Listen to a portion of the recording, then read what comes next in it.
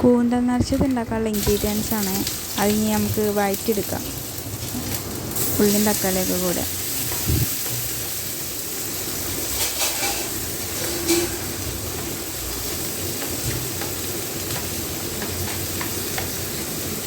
അത് കഴിഞ്ഞിട്ട് മസാല ചേർക്കാം.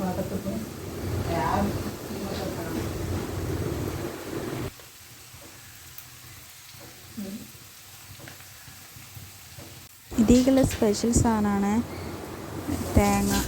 അത് ചേർക്കാം.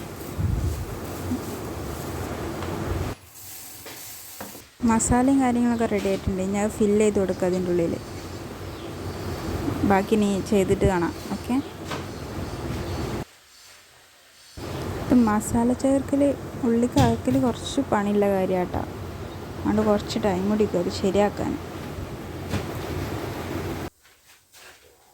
സാധനം റെഡി ആയിട്ടുണ്ട്. ഇനി നമുക്ക് പുഴുങ്ങാം. ഇത് പുഴുങ്ങിയെടുക്കാം.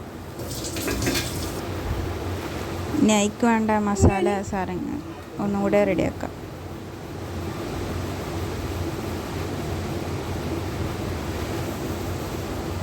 ഇനി കൂന്തലതൊക്കെ ഇട്ടിട്ട് തേങ്ങാക്കൊത്തൊക്കെ ഒന്നിട്ടിട്ട് ഒന്ന് ഇതാക്കാം.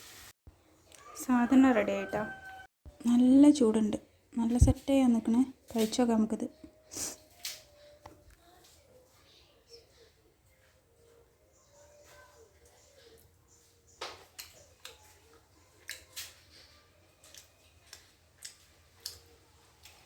നല്ല ടേസ്റ്റുണ്ട്, അടിപൊളിയാണ്.